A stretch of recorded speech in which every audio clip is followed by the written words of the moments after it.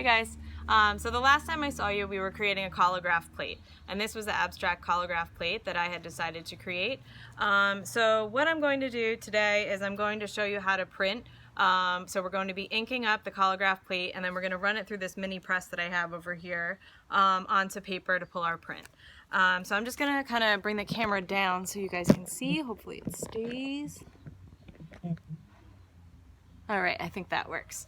So I'm going to roll up my sleeves because we're going to get a little bit messy. I'm going to take our block printing ink that we're going to be using, and I'm going to take a little dab and put it down right across this top, just as we normally were doing in class. So as we pull down with our brayer, remember you're going to be pulling in one direction, kind of like petting a cat or a dog.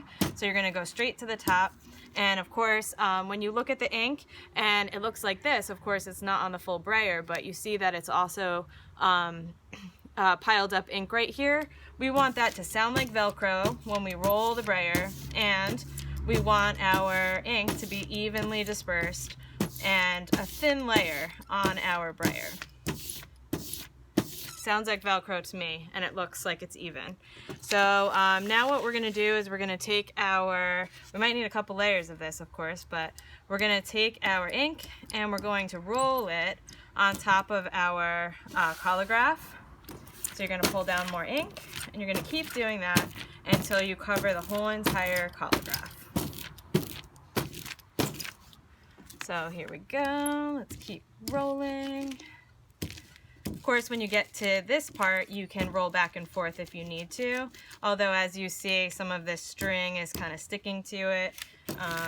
But, you know, that's going to happen because we have all different heights of materials and all different kinds. So I'm just going to keep rolling. I'm going to get all the different parts that I want to get. Make sure I get all this texture in here. And I want to make sure that I get these sprinkles, because they were a big part that gave me this sort of texture in here that I'm imagining to be kind of like fish eggs, since we have a net and we have this fish, sandpaper fish over here. All right, so here I have my inked plate.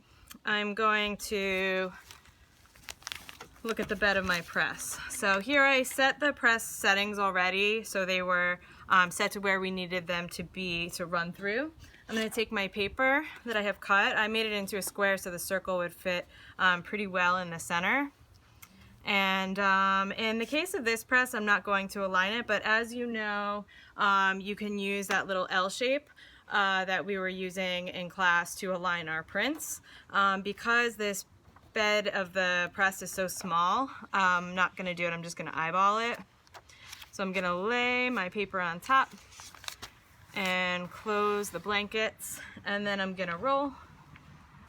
And it's gonna get a little bit hard to roll in some spots. I hear some of those sprinkles cracking.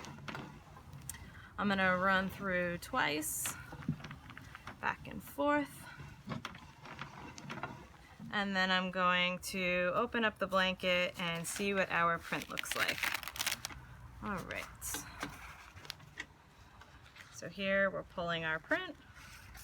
All right, and we have our Collagraph. So that is what your Collagraph print will look like if you're working with all different kinds of textures and materials. As you can see, we have the sprinkles right here that showed up as little dots, and the yarn, you can see all the little fuzzy parts. The big yarn, you can see lots of different fuzzy parts compared to the thin parts. And then our cupcake wrappers over here, and we have some tin foil here and here to show different kinds of variations of texture. All right, so that is how you pull a Collagraph print and how you make the plate. Hope all is well with you guys, and hope to talk to you soon.